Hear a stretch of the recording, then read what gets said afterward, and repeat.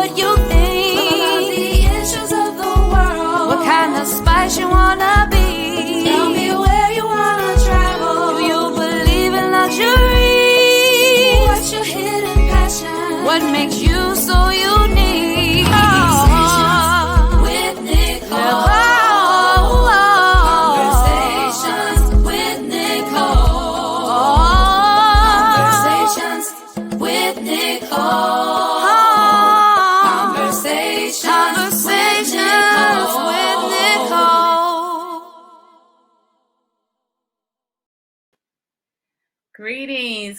Greetings. Happy Wednesday. I am Nicole Everett, the host of Conversations with Nicole, a talk show based here in Tallahassee, Florida, focused on connecting the community through conversations. It is Wednesday, June 24, 2020, and it's what I call What Women Want Wednesday. What Women Want Wednesday. So this is an interactive live. I ask that you engage in our conversation. Tonight we have a very special guest, Dr. Tiffany Packer. She is an instructor of history at FAMU. But before I bring her on and we talk about our topics, if you would, please tell us where you are watching us from. Just put your city and state in the comments and we'll give you a shout out. Again, this is an interactive live, so we welcome your comments. We welcome your questions. We're going to have a great conversation tonight. So I see Maine Schuler is right here in Tallahassee. He says, Miss Always on time. Look, I try to, my brother. So thank you for tuning in. I appreciate that. So as you all are coming in the room and letting us know where you're from, I am going to bring on my very special guest. Tonight, we're going to talk about women's role in the era of New Age civil rights, as well as women who influence our approach to activism. So, without further ado, help me welcome Dr. Tiffany Packer. Yay! Hi, I got to get me some audience applause. Hey, welcome. Thank you so much. Thank you so much for having me. My pleasure. So we just met like a couple days ago, but I feel like we are kindred spirits. You know, we have been chatting about the things that you have been doing, and I'm just amazed. But for those who don't know you, let them know where you're from and who you are and what you do. Well, first, let me start by thanking you for inviting me on. I have been watching you for a very long time, and I understand you and view you as being so instrumental in the larger Florida community, providing a voice for our community. So when you invited me on, I'm like, this is a big deal. I made it all. So I appreciate you. No, my pleasure. Yeah. So as you stated, I'm Dr. Tiffany Packer. I'm an assistant professor of history at the Florida A&M University, where I also am an alum. And so I've come full circle by being able to come back to my alma mater and to pour into students the way I was poured into when I was a student. Right. I hail from the M.I. Crooked Letter, Mississippi. I'm a girl through and through. I love my Mississippi roots. Wow. In fact, I see some of my Greene County people online who are in the house to support me, and I will always represent the SIP. I appreciate them a great deal. I did my master's at UNC Charlotte, and I completed my PhD at UNC Greensboro in 2012. And when I completed my PhD in 2012, I became the only African American to obtain a PhD in history from that institution. Wow. So yeah, that's man or woman. That's man or woman. Wow, so, that's awesome. And as far as I know, I'm the only. I'm still the only. Okay. So how to keep an eye and watch to see who's coming behind me. Yes. So It's trailblazer. I don't take that lightly. So when I'm in my classroom at FAMU, I'm trying to groom them. Take my place because I won't always be there. Absolutely. And I know how far in between we can be, especially when we're talking about history. Yes. Okay. Now, just since you're the first at that university, what was your dissertation on? The Department of History. Okay. Yes. With the Department of History. Got that. What was your dissertation on? So this is a great question. I did my dissertation on the 1979 Greensboro Massacre, which most people have never heard of, which makes my work even that much more important. So in essence, what it is talking about is a group of communists who came into Greensboro and they decided to hold a Death to the Klan march in November of 1979. And this was in response to a KKK recruitment meeting that had gone on in a town that was probably about 45 minutes outside of Greensboro. And the communists wanted to respond. And so they chose to do that by setting up and starting their march and rally in a Black working class community called Morningside Homes.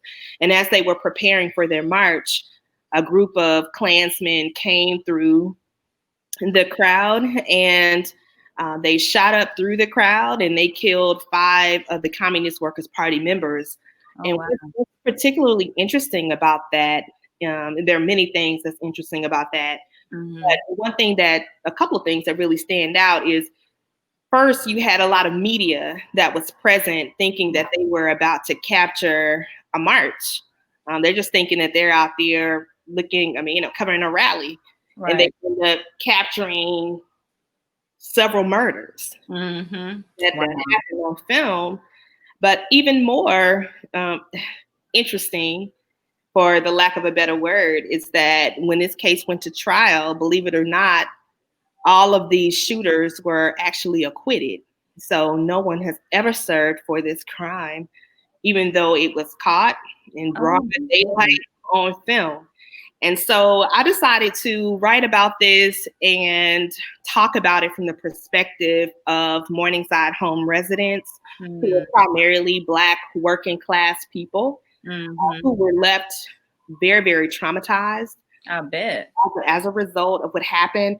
And a lot of people don't know about it because just a couple of days later, there were some Americans that were taken hostage in Iran. So that started to overshadow what was happening nationally. Gotcha. So for many people, the Greensboro Massacre kind of gets swept under the rug. But if you know this history, then events like Charlottesville should not necessarily be that much more of a shock, because when that happened in Charlottesville with Heather Heyer being killed as a result of a white supremacist driving his car through a crowd, it was deja vu in many ways. This is what white supremacists have done. And unfortunately, oftentimes history teaches us too that they have had the backing of the US government to pull off these things, right? So very complicated, to say the least.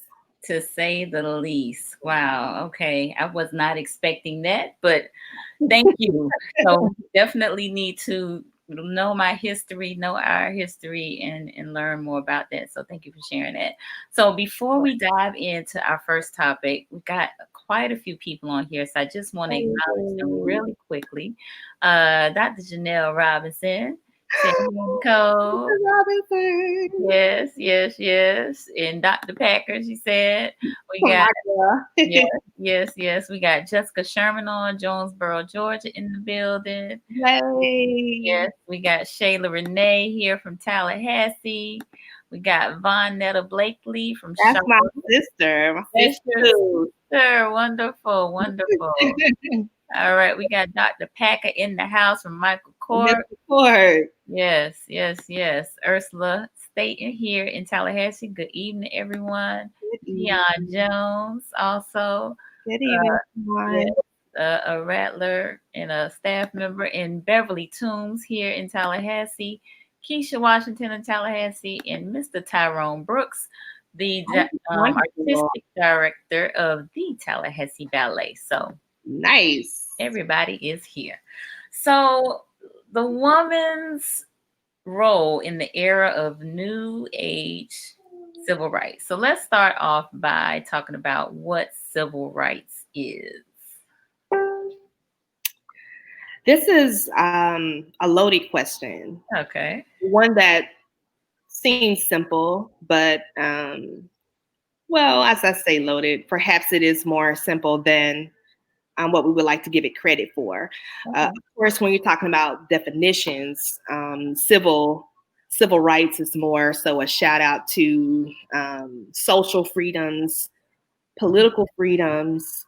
But one of the things that historians are trying to advance is this idea of understanding civil rights as also being human rights. Mm-hmm. Right? So making sure that everybody is experiencing a human right based on the fact that they are human, nothing more, nothing less. Right. Not your race, your class, your sexual orientation, your religion. People should be granted civil rights / human rights based on the fact that they are human. Yeah. And I think that this is really a common theme that has historically shown up throughout our leaders. This is certainly the route that Martin Luther King Jr. started to take towards his last days. It's more so understanding, economic freedom, equating it with human rights and human freedoms. Right. And so, yeah, it's the dictionary will tell us that it's more so about social and political freedoms, which it is. But I think that we have to include that element of human rights. Okay. Yeah. So when we talk about the woman's role in the era of New Age civil rights, what do you think that might entail? Well, it can entail a lot of things. Okay. I think first it might be appropriate for me to talk about what New Age civil rights are. Okay, let's do that. In terms of what it looks like. Okay. Because when you use terms like civil rights, most people's mind is immediately going to go to the 1960s and the civil rights movement. And so this is why we have to be careful about how we are taught about history and how we generally understand it. Because, if you compartmentalize something, then you will fail to understand how it's in your face right now if you've only compartmentalized it at that particular juncture. Right? So if we're talking, the civil rights movement or civil rights era, I mean, traditionally taught, it is starting around 1955. Most historians like to stop it around the time that King gets assassinated in 1968. And then, historians traditionally talk about how Black Power movements pick up from that juncture and carry on into the mid 1970s. But I think it's key for us to understand that just because we have legislations that work in our favor, or at least on paper, doesn't necessarily mean that civil rights, we have won them, that they really exist and that we don't necessarily deal with it anymore. I think what we have to do now is learn to identify how New Age civil rights shows its head. Sure, now you don't necessarily have to worry about someone coming to burn your house if you attempt to vote, right? But there are other things that we now have to worry about when we vote, such as, is our vote really getting counted? Or if you're in Georgia and you're having to stand in line for 5 hours as a result of people tampering with the system. When we talk about civil rights and how it might look like right now, Nicole, I almost said that you don't necessarily have to worry about people hanging from trees anymore, but maybe we do. Maybe we do. I digress. Since Right. last time I checked, it was 3 bodies that they have found hanging from trees, 2 in California and 1 in Texas recently. Last week I saw that. But for the most case, we don't necessarily have to worry about lynching being in the traditional sense in terms of hanging from trees, but we do have to worry about it in other ways in terms of police brutality. Civil rights can show up in ways of healthcare. It can show up in ways of LGBTQ communities. And one of the things that Black people have made very clear, Black leaders and organizers have made very clear, is that for all of us to be free, then we must fight for everybody's freedom. And oftentimes that means pushing beyond how you might personally feel about something to help ensure human rights. Right. The person getting it right based on the fact that they're human, right? Nothing more and nothing less. Right. So those are just a few examples of how we can see civil rights being very relevant, being present in our everyday lives here in society, I should say. And just like within the 50s, 40s, even before then, I had a graduate class that I was teaching tonight where we were talking about women who were organizing around streetcars in the 1900s, right? So, it's really no different that women are still in the foundation of what civil rights is in terms of progressing its movement forward. And even if you talk about Black Lives Matter, that was 3 Black women who started that movement to bring attention to the plight of people of color as it relates to policing in particular. There's a lot that we can learn from what the women are doing. One of my favorite examples from the past is 2 of my favorite examples are Ella Baker, who was very, very key to helping to organize SNCC, the Student Nonviolent Coordinating Committee, for those who are unfamiliar with that organization. What they were primarily college students who were gathered together to help mobilize in terms of organizing around politics and education. So they're college students who are branching out throughout Southern spaces. Mississippi is a place where they showed up very, very pronounced. And Ella Baker is the one who really jump-started that movement, because one of the things that she always said is that, strong people don't need strong leaders. They are their own leaders. So instead of waiting on one Martin Luther King, everybody be king, right? So they can't assassinate everybody. Right. So true. I love that. Yeah. So women historically have really been at the core of jump-starting movements for sure.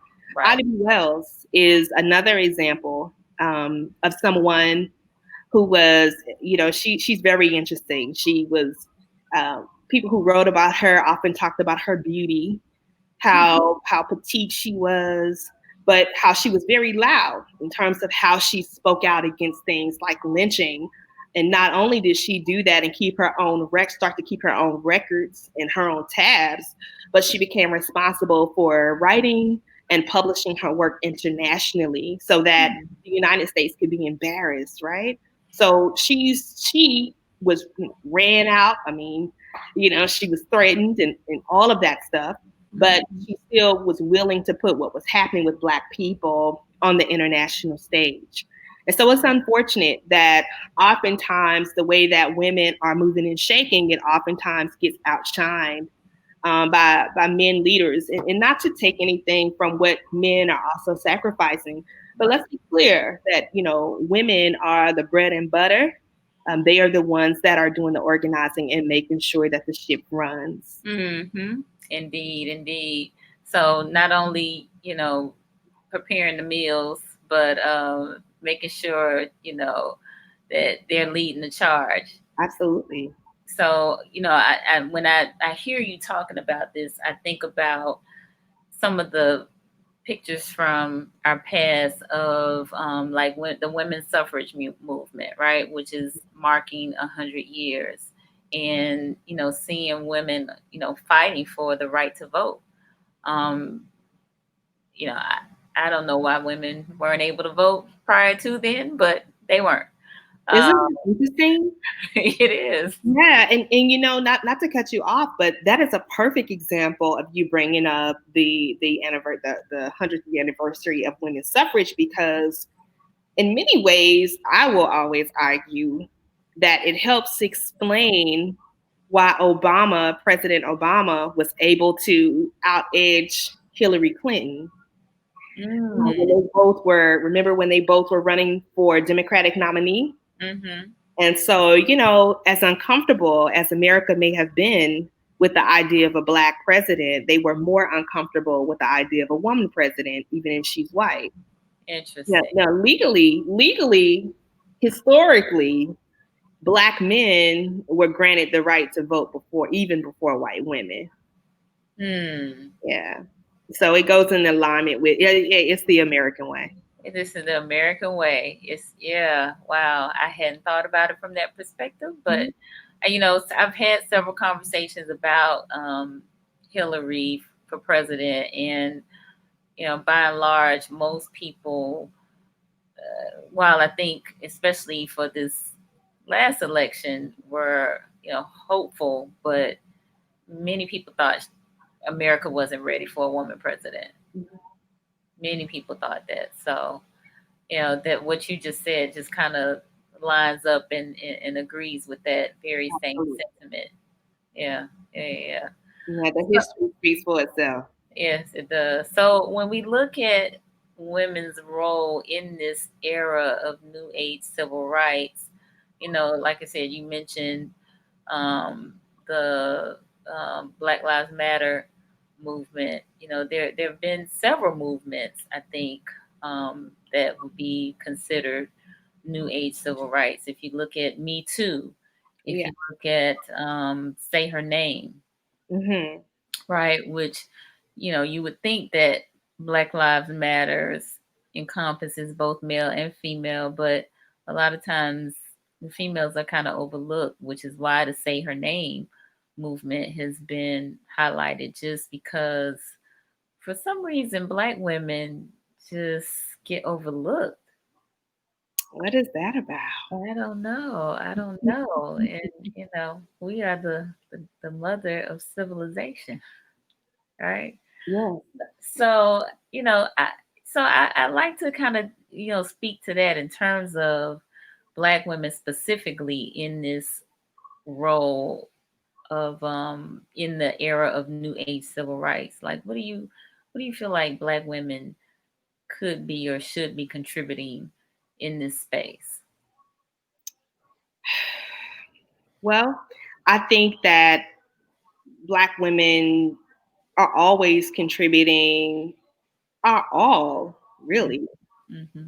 In most movements, in most organizations, no matter who might be the face of those movements, 10 out of 10 and a half, I can almost always guarantee that there is a woman at the foundation that is responsible for the efforts going forward. Now, that, of course, can show up in many ways. Mm-hmm. If it's simply making sure that people are eating, or if it's, raising bail money, Mm-hmm. if it's canvassing, Mm-hmm.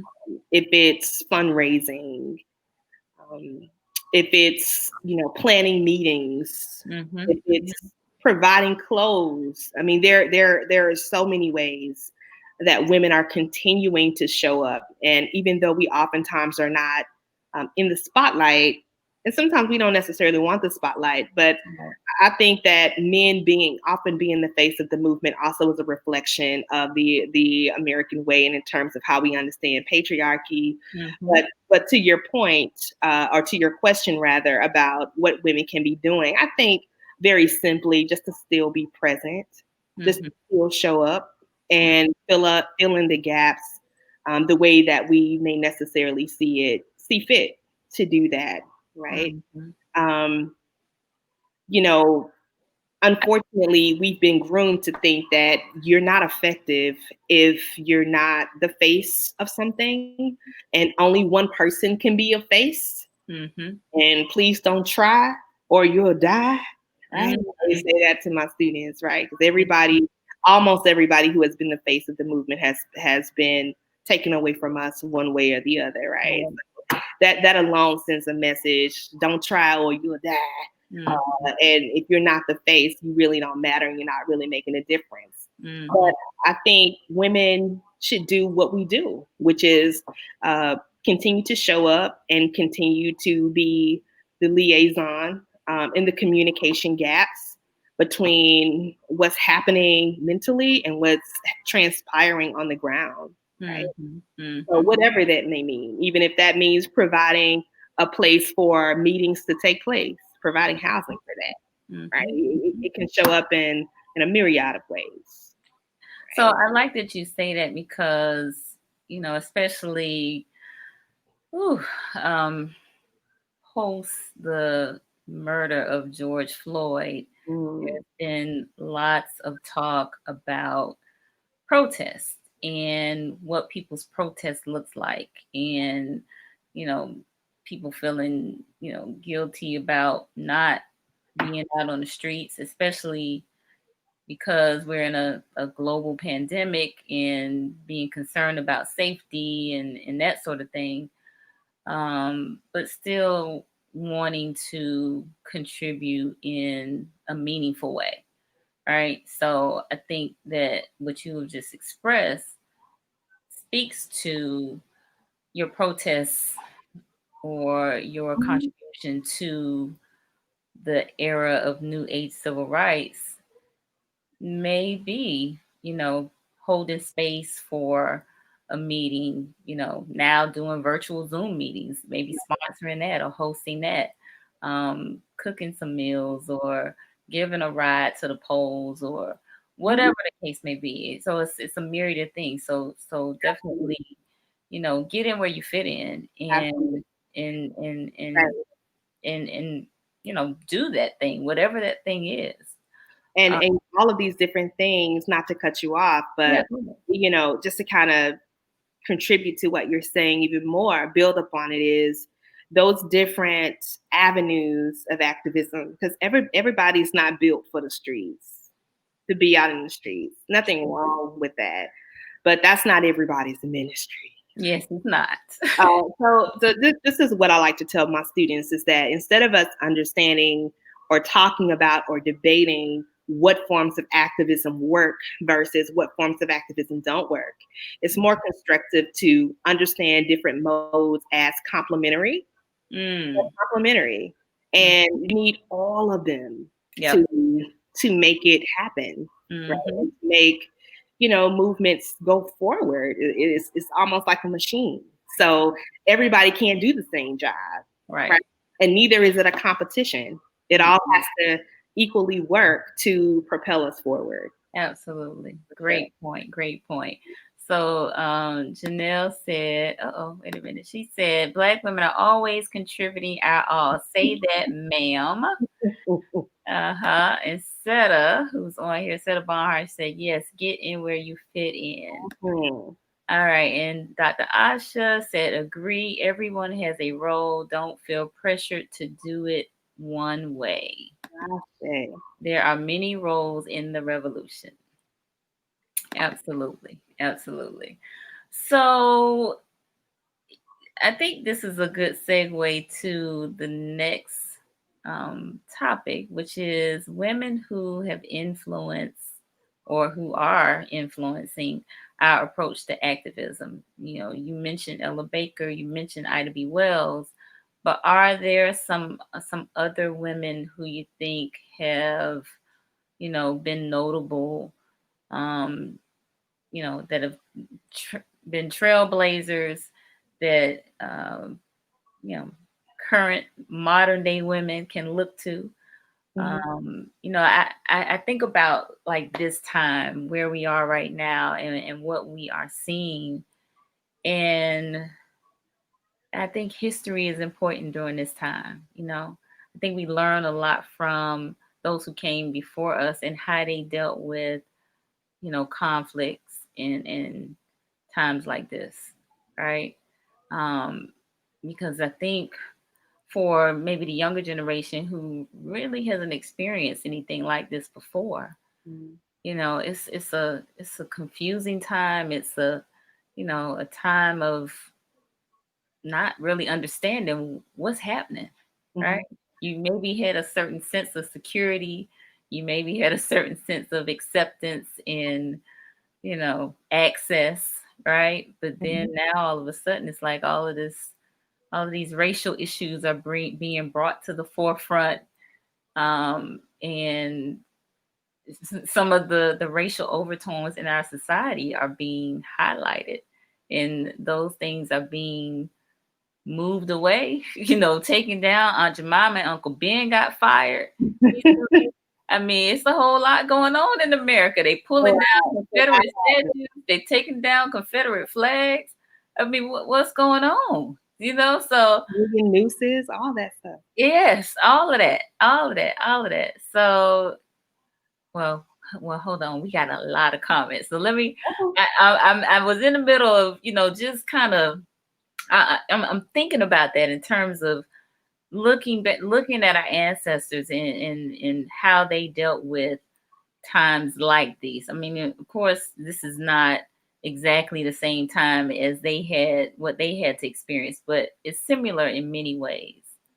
I'm gonna pause my thought because I want to address some of these comments on here. So Michael Cork said the Black woman's ability to be flexible in the fight has always been pivotal in the success of any movement. She has been the spark to ignite the fight as well as the support to push male leaders. Very well said. And very true. Very true. Very true. Vanessa said Black women are slowly abandoning their role in the home, seeking a role in corporate America. We are not raising our daughters to be wives. Interesting. So I know that whole work home balance is definitely a juggle.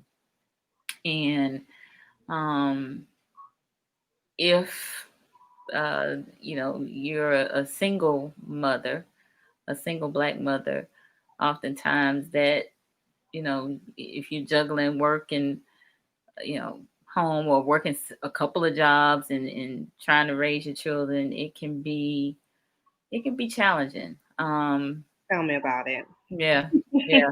It can be challenging. So, I don't know. I appreciate your comment, Vanessa, but I think, you know, we're doing the best we can. I think we're doing the best we can. All right, Fayon said, raising sons to show up for women, we must. Reinforcing their role as protectors. Many single mother homes lift up men, even absent fathers, acknowledge their contribution, and seek them as allies, not enemies. Let me read that again. Lift up men, even absent fathers, acknowledge their contribution, and seek them as allies, not enemies. That's powerful right there, Fayon. We don't have to be superwoman. Our health is suffering, both mental and physical. Just some thoughts. Agreed. I mean, yeah. I don't know if you want to say anything to that, but she said a whole lot there. Yeah, she did. Yeah.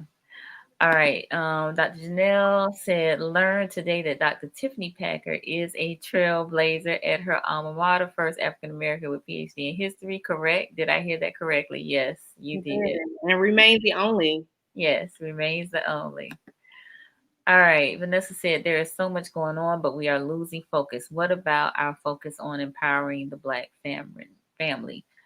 Well, Vanessa, let me hear from you in terms of what you think that empowerment looks like. What you think that empowerment looks like. Janelle said, do you see that as a problem, and how exactly do you teach a Black woman to be a wife? Good question. Good question. Good question. Yeah. I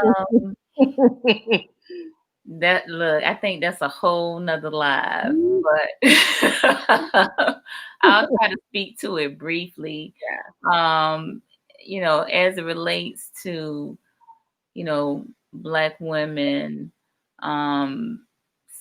seeking corporate America, which is what Vanessa said, and not raising our daughters to be wives. Yeah, that can be definitely problematic.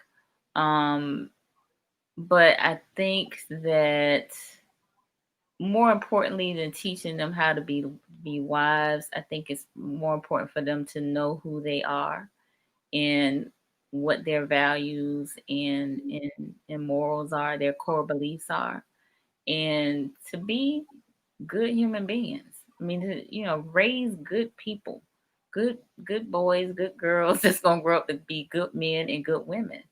And I think the rest will kind of work itself out. I don't know if you necessarily teach a daughter how to be a wife, especially if you're a single mother and you're not a wife. So I think you just teach her how to be a good person. That's my thought about it. All right. I see a whole lot of other comments as it relates to Vanessa. So again, I think that's another live, and I would love to tackle that. So I want to get back to our activism piece. So women who are influencing our approach to activism. Let's talk about that. Who do you think some of those women are? Well, honestly, Nicole, I think it's a lot of no-name people that we don't know in these local spaces that are on the ground.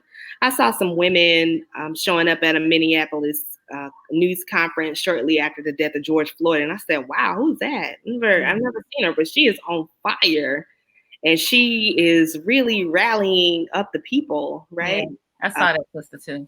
Yeah, I'm so inspired by no names because historically they're the ones that have been on the ground really making the change.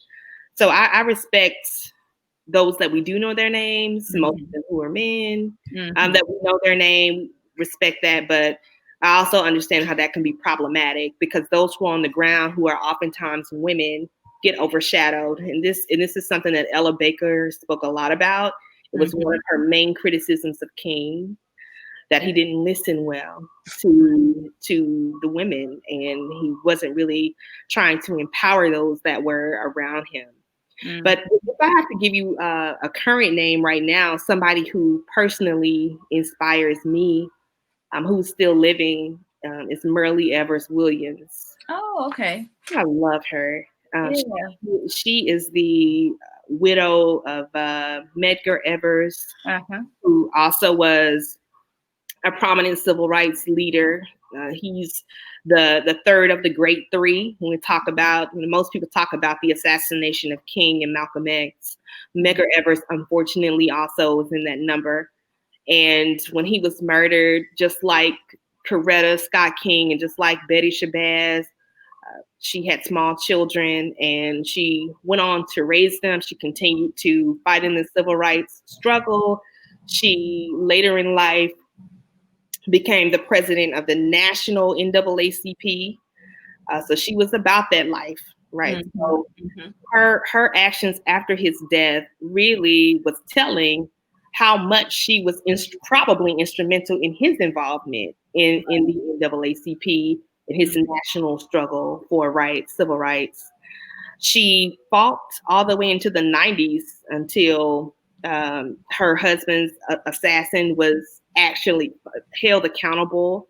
So she's just a woman who reeks of resilience, and she's often a reminder of how we have to continue to fight. Oftentimes, how no matter how difficult it gets or how long it is, how oftentimes the movement in terms of progress, it requires staying power. Yes. I mean, even when you get weary, you take a break, but you get up and you get back at it.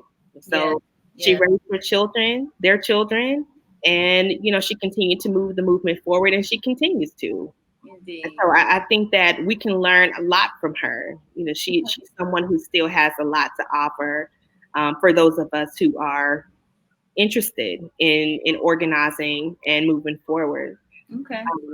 Yeah. So that's who I would name. Okay. It personal. Well, a few people have named some folks, so let me acknowledge them. So Talithia, my sister, my friend who's right here in Tallahassee, she said Valencia Gunder, boots on the ground and killing it in policy change for us. And Yes.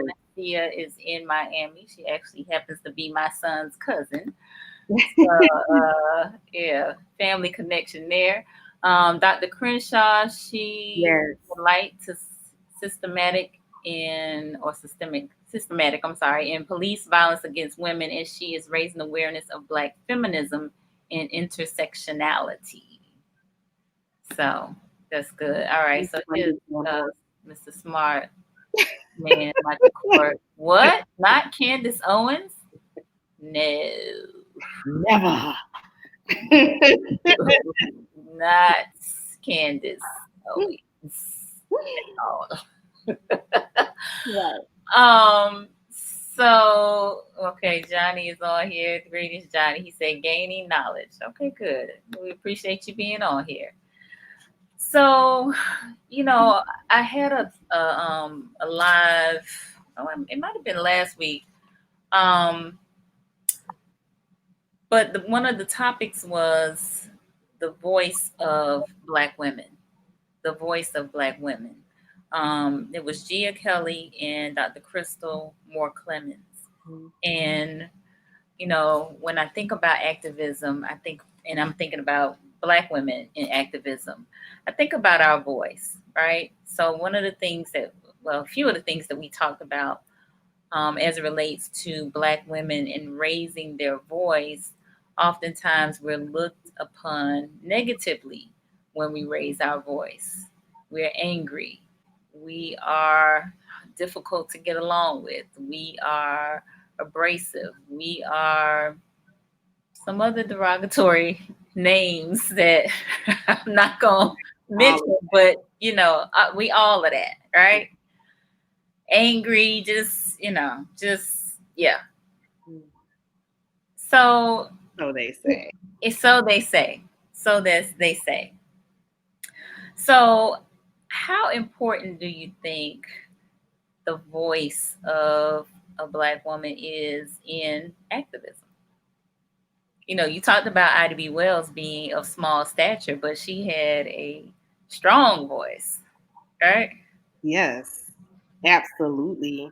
Mm-hmm. People can say what they want. The fact of the matter is that if we weren't loud, nothing would be happening. We're out here starting our own movements. We're out here climbing flag poles in South Carolina, taking down Confederate flags on our own country. Screaming Bible verses while we do it. Right. That's what Black women do. The devil is a lie. Right. Flip a whole Confederate flag, take it out the State House flagpole. I mean, those are the things that Black women do. Right. We can take it all the way back, really, to the slavery era and the plight of Black women in slavery. Because the thing is that you have to understand that slavery was not just about labor. I mean, it was a complete dehumanizing process, particularly for women, because women were often used as sexual objects. Right. And it was justified oftentimes based on how we were shaped. If her butt is round, then she must be over sexualized, means that she has a lot of sex and she must like it. So if I have sex with her as a white man, I'm not really raping her. I'm giving her what she wants. If her breast sits like so, then she wants me, right? This is what she does. And so oftentimes Black women were taken advantage of, oftentimes in front of their spouse. Because there was nothing that Black men could really do to protect women when they wanted to. They couldn't. They weren't able to. Right. Even if you have families that are separated and a man is sold off, then certainly she's left there to do her best to defend herself and you all's children, if you have any, particularly her daughters. Right. So from a long historical line, Black women, at the fault of nobody, not at the fault of Black men necessarily, But it is what it is, was that we have been left to defend ourselves in many ways. So we had to be loud. We had to put our foot down. We had to be stern. And I can just imagine post-slavery, a husband and a wife finding each other, after having been separated, and a husband come in, putting his foot down. She's going to be like, hold up. Mm-hmm. I respect you and I hear you, but you're also going to hear me too, because I've been out here defending myself, and you're going to understand me for what I am. Yes. And so we inherited that type of feeling and perspective and approach because we've had to, because we've never really had anybody to defend us in a way that others have. And I'm not saying that men don't go through, I'm not trying to compare struggles. Right. I'm simply saying that if we are not loud, nobody hears us and nobody else is there, historically has been there to really protect us and bring us along. I should also say that same mouth, that same attitude, the same whatever is always what's on the front line defending Black men too. We learned that at an early age. For example, who was the one who videotaped George Floyd? A 17-year-old girl. Really? I did not know that. Yes. And why isn't anybody talking about the mental trauma that I'm sure that she's facing, having been the one that caught that footage and who's dealing with it? But she's in her mind, she like, I got to get this, right? In a way, that was her activism, and one that really helped to overturn everything that we see being confronted right now. So say what you want, but we cannot be dismissed. Okay. All right. Love it. Yeah. All right. So Dr. Janelle said, Dr. Packer, can you please give us your definition of activism? That's loaded. That's so loaded, Dr. Robinson, but I'll do my best. Okay. I can talk about what it looks like overall. I can also talk about ways in which I try to carry out how I define my own activism. Okay. I see activism as anything that's helping to progress a movement forward. And so, as we've kind of already alluded to, that can mean a whole lot of things. That can show up in a whole lot of different ways. If it's being on the ground, or if it's like you and I, Dr. Robinson, who are in the lab. That's what I call it. That's what I call my classroom, is a lab. I didn't get out and protest, but I can guarantee you my students were out there. And that is what I personally see as my activism, is teaching them their history, but also empowering them as activists on their own terms. And however that may manifest is how it manifests. But we have to get back to empowering young people, because historically they're the ones that have made the changes on the ground. Almost always is college students. And much of that has to do with they have the least amount to lose. I'm going to think twice before I go out. I used to before I started having children. But now, I'm thinking, if I go out here and I protest for a very, very much just cause, can I afford to get killed? Can I afford to go to jail? And I have 3 small kids. This is how I'm thinking, right? So chances are I'm not going to go. Right. Most times, college students, they don't have anything to lose. Can I afford going to jail and missing out on a paycheck when I have a mortgage? Most of the time, they don't have mortgages. They don't have spouses. They don't have children. They might have jobs, but they don't have careers. So they're not really, worried about that type of thing yet. And so that's why college students, I think, are the most effective in terms of being movers and shakers. And on top of that, just being more moldable. They're young and they're moldable. Yeah. Also, Nicole, not to belabor the question, but just to kind of round it off, too, one of the ways that I try to initiate and activate activism is by taking cues from the elders and the ancestors. And oftentimes we think that because things happened in the 1900s, or, it's just so yesteryear, those people were out of touch. Right. But when we study them, what we learn is that perhaps they knew something that we don't know, or they did something that we're not getting. Mm-hmm. And so in 2013, I actually started to channel Ida B. Wells, who I understood as being a woman who was very instrumental and adamant about keeping her own tabs. Mm-hmm. So when a very good friend of hers was lynched in Memphis, she wrote about that, and she took it upon herself to spread that word internationally. Mm-hmm. And so in 2013, if you remember, Jonathan Farrell was murdered by a Charlotte Mecklenburg police officer. Mm-hmm. Jonathan Farrell was a rattler. Yes. Originally from Tallahassee. Mm-hmm. He was living in Charlotte. I also was living in Charlotte at the time. Mm-hmm. And when he was murdered, it kept me up at night. It really, really bothered me. And I said, well, how can I respond to this? Mm-hmm. And so I reflected on Jay-Z's words. He has an old song called Song Cry. Are you familiar with it? Uh-uh. I'm not. Anyway, what he says in it is, in essence, I'm too hard to cry, so I got to make this song cry. So the music and the words are so powerful, right? And so I said, that's what my students are going to have to do. We're about to make this cry. I want her to cry.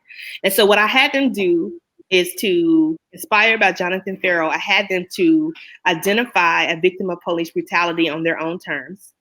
And I wanted them to rehumanize the person, because since I identify police brutality as a new age civil right, how can we respond to this and make sure that, this is going to get some traction? And so if you look at statistics and numbers, then that's all you understand. You stop understanding these people as people. As in real time, real place.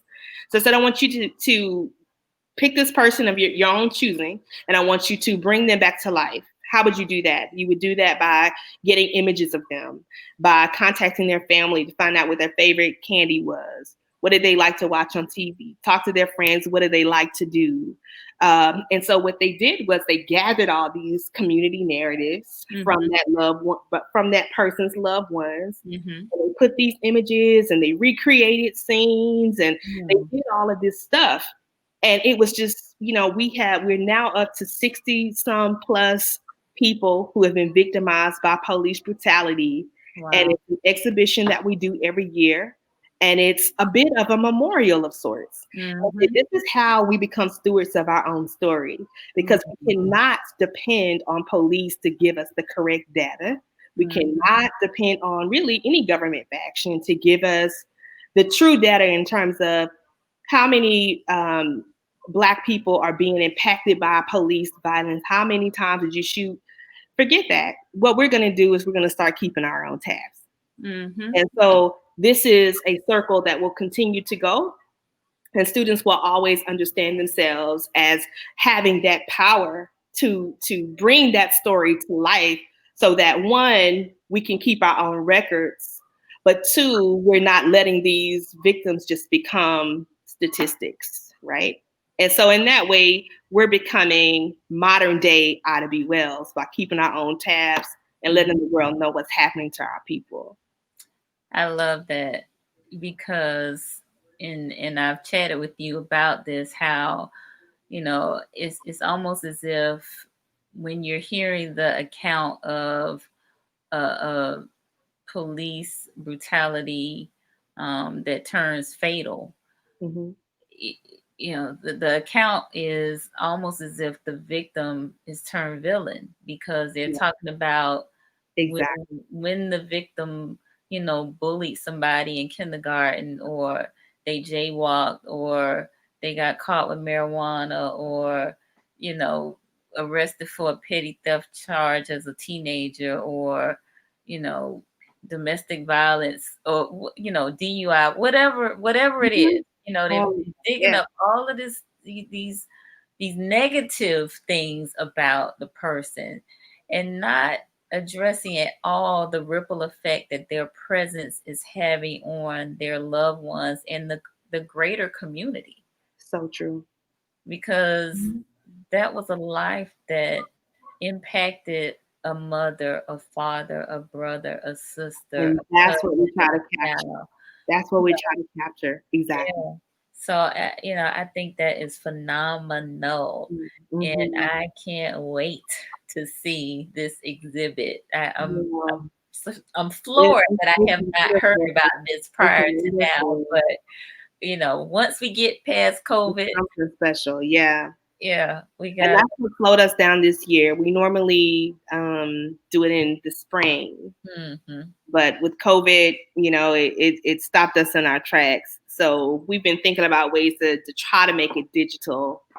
So since it's not a project that'll be going away, hopefully we can talk about, other avenues of memorializing those that look like us. Yes. I love that you have, this is your way to put forth activism, right? You are doing something. Part of the word activism is act, which means you got to do. Right. Your act is not going to necessarily look like anybody else's act, but you are acting. Right. And that's what this is all about, right? So Absolutely. yeah. So Dr. Janelle says, I know you probably don't have enough time to discuss this, but maybe on another session with Dr. Packer, talking about the character of those Black men who have led so many of the movements who have abused or silenced Black women. Ooh. Unfortunately, that happened a lot. Okay. Especially when you talk about Black Panther Party. Yeah. A lot of my Black Power friends don't want to hear that, but it's true. Yeah, it is very true. They were very violent. Yeah, and she just puts a next a part See, two. how about that? We saw some things about the Black Panther Party and one of the leaders abusing Black women within the organization. I have heard that as well. I know we don't have time to talk about that, but Dr. Robinson, a nugget that I will give you and everybody else that's listening and that's interested is Elaine Brown, who was the only female leader of the Black Panther Party, wrote a book called Taste of Power. And she talks about her experience as a Black woman in the power. In the party, and how they were often understood as their job being to give up the P. Right? I had to say that out loud. Right. Yeah. Yeah. Yeah. Yeah. I understand. It's not much different than the slave master, is it? In many ways. I mean, but I think it's telling that, even when you're talking about movements that are seemingly progressive, it doesn't mean that they're not flawed. And oftentimes people have a hard time reconciling two movements in one. Being for Black power didn't always mean women power or woman power, right? And or Black woman power. Right, exactly. And we should check ourselves. I mean, use that as an example of what can happen when you shut people out. Because, and this might be controversial what I'm about to say, but I don't really care. It's cool. Because it's true, which is we as Black people also should not be victim of shutting other people out either. So when it comes to things like LGBTQ movements, it's not okay to say that I'm not going to support them for human rights just because I may not agree with them. Well, it doesn't have anything to do with what you agree with. It has something to do with human rights, which is exactly how we started this conversation. So you still got to understand people as human beings. Men may not have thought that women deserved equality, but they're still human beings. And even if you don't like it, you still need to be supporting it because it's only right. You cannot open the door, but shut it behind you. Right. Okay. Well, we got some questions. Both of them are very similar, but all around children. And Tyrone says, at what age And what would you suggest proper protocol to begin to condition our children? That's a great question. And it's one that I think about often because I have 3 small children of my own. I have a 9-year-old, a 6-year-old, and I have a 3-year-old. And I think for them, it's inevitable because I work a lot. I work a lot at home. And when I'm working on exhibition stuff and I have all these images, I have to explain who these people are that I'm bringing into our house. So I have these images here and who are they? Right. And, I have to be honest about it. And I don't make them turn from the TV when we're talking about George Floyd. When they're old enough to start asking questions, I do my best to answer them the best of their ability. I think in many ways we have to gauge our children, which may be a very independent decision, Right. how and when you want to expose them to certain things. But I think if we're serious about tackling problems of racism, you have to let children know as early as possible so that they can nip it in the bud. Otherwise, it's just going to be a never-ending cycle, right? So I don't know that I would tell my 3-year-old about Nat Turner, but I would my 9. So we just have to gauge it. Unfortunately, there's no cut and dry answer to that, but that is a great question. So Fayon is asking a very similar question. Is it enough to employ your children to be activists when you feel your own contribution would be too risky for various reasons, job-related, safety, financial, etc., grooming, education, research, awareness prior to children's participation in frontline activism? At what age is this appropriate, especially for my daughters who exhibit my suppressed fire? All things I struggle with. All things I struggle with too. Yeah, it's kind of loaded. I think that, you definitely need to gauge the maturity of the child, presenting things age appropriately. And, hopefully they'll feel comfortable enough to talk to you about these things and not just go off of maybe what they see in the media or what they may hear their friends say. But to have those open and honest conversations with you. So I think it's sometimes too, you just have to do what your heart says, without fear of judgment, because everybody has something to say. Some people may say, well, I have children out here, in the danger zone. But then again, look at the Children's March back in the 1960s. I mean, without that, perhaps the movement would not have been progressed the way it was, because the whole idea was that, if white supremacists are doing this to children, what is that? Some kind of message is that certainly sending to the international world, right? So children do have a role in this. But I think, we just have to use our own discretion. I don't think it's any right or wrong answers. And it's interesting, too, how people can change over time. And we have a right to change our minds and change directions. When I had my first daughter, I used to take her out with me all the time. I used to go out to protesting. I used to do that, and I would take her with me. She was probably like 3. But then when I had another one, I was like, no, right? Yeah. So, and I got older. So, I'm like, how can I redirect my activism? So I'm like, okay, if I'm teaching 3 classes and I have an average of 50 students per class, right? Over the year, that means I've taught 300-400. I've planted seeds in 300-400 people. Yes. So, even if I don't teach another word, that work is out there, that work is done, right? And so when you do that years and years and years, I'm just like, okay, this is how I can be effective. And then, when I'm ready to get back out there, if I choose to, that's fine. Right. And, gauge it with my children too. It's yeah. No, I get it. Yeah. No, I absolutely get it. Yeah. So the name of the exhibit is the New Age lynching, police brutality, and its effect on communities of color. Yes. Okay. All right. So we'll definitely be on the lookout for that. Yes. Can people get more information about the exhibit, outside of it being on display?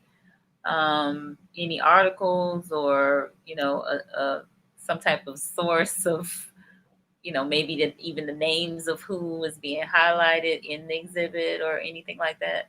Not to put you on the spot, but just curious. No, you're fine. I have an article in the pipeline right now that's talking about how this project came about and what are all the pieces to it. But for those that want to read some stuff that's already done, I would suggest looking up No Justice, No Peace, which was an exhibition that I was fortunate enough to be a part of, and I co-curated it with Dr. Brenda Tyndall and Alvin C. Jacobs in Charlotte. Okay. And so it was picked up by the Levine Museum of the New South, and they housed it for several months. And so what we did was we combined the work that we did. So Dr. Tyndall gave us some background on, Black politics and social ills and stuff that was happening, racial, tensions that were happening in the city, the history of that. And then Alvin C. Jacobs, who is a phenomenal photographer, has spent time going around the nation, taking images of different protests around the country.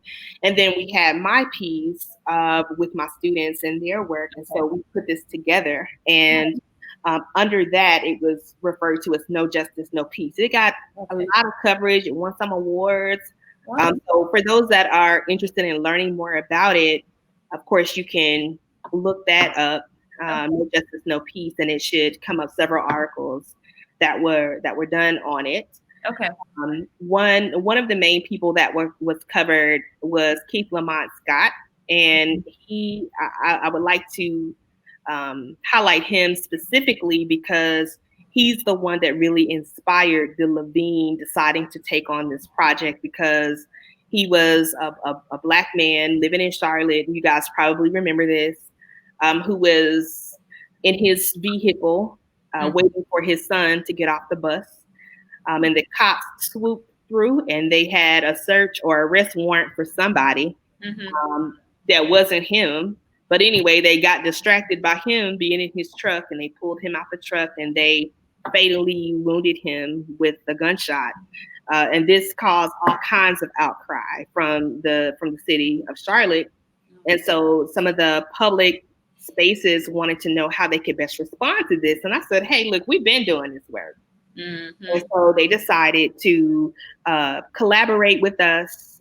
And so we helped to put this story in the forefront.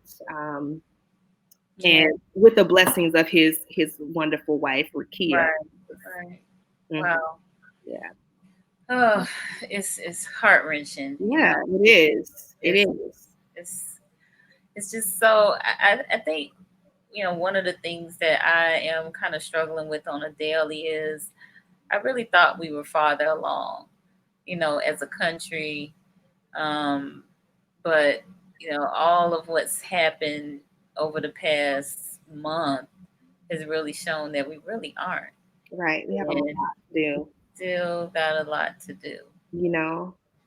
Still I'll tell you, Nicole, when George Floyd was just murdered, and the outcry was starting to happen, and the riots and all of that, it was on TV 24/7. We were watching it 24/7. I told my husband, we have got to turn the TV off for a little while. But when we were watching it, our son, we have one son, that's the 3-year-old.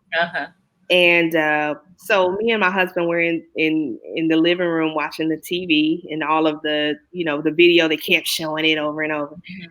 And our son comes in there in the middle of the floor and he's just happy and dancing and flipping and Mama, watch this. Mama, watch this. He'll do this dance and that move.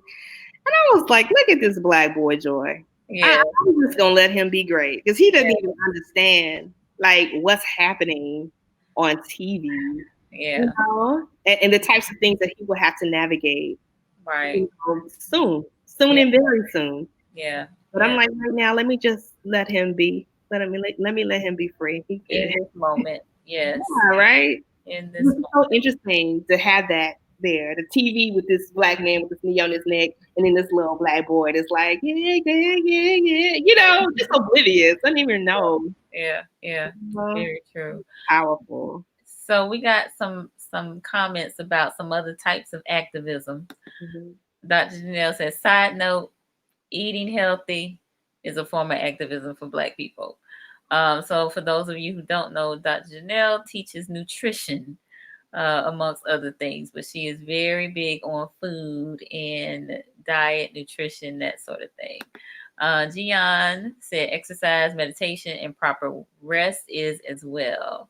Absolutely. Mm-hmm. So food activism, and Gian is about wellness activism. Mm-hmm. And Dr. Asha just co-signed with it all, agree. And self-care and mental well-being and economic stability and Right.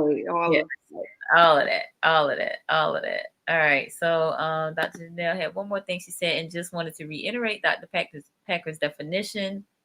Anything progressing the movement. That's what activism is. That's exactly what eating healthy can do. Know your lane. So there are many things that we can do to get involved, to get active, and to activate. All right. So I think we are done. Yeah. Well, I enjoyed myself. Well, good. And I enjoyed you too. And I am looking forward to checking out this exhibit. And we'll have to have you come back on I would love to talk more. So this has been great. I hope you all have enjoyed it. We got the comments rolling in now. Karen said a great conversation, insightful and timely. Thank you, Nicole and Dr. Packer. You're welcome. Thank you as well. See, Fayon was saying, she was talking to Janelle about saying this out loud, confirmation. Thank you for your investment in activism tonight, Dr. Packer. You are awesome. You were awesome. Thank you, Dr. Robinson. Yes, indeed. So before we go, how can folks connect with you? Well, one of the best ways to reach me is on Twitter. My handle is Dr. T Packer. Please follow me on Twitter. And on Instagram, I'm Dr. Killa T, Dr. KILLAT. But I'm more active on Twitter. So please find me there and reach out and tweet me. Okay. Cool. Anything coming up in the future? I mean, I know, you're trying to have the exhibit in the spring, but any tentative dates for, the exhibit in the future? Well, of course, I would like to try to keep up with that April timeline. Okay. Maybe it would be great if there was something that could be implemented in the fall, because we have a lot of stuff, and actually the last cohort of students just contributed a lot on their own terms. We just got, by COVID-19 just kind of stopped with that. But everything is we're just touch and go with the whole coronavirus going forward, because I'm not even sure what the new semester is going to look like. But the idea is that, it definitely stays alive. And my ultimate goal is to get it in some national networks to try to get this traveling. Okay. All right. Well, hopefully Conversations with Nicole can help be a part of that. So, I appreciate you so much. My pleasure. Well, again, thank you. Thank the viewers.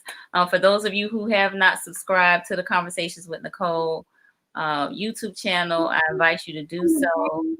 All of the content, even these live broadcasts, will be on the YouTube channel. So subscribing is supporting, and we need all the support we can get.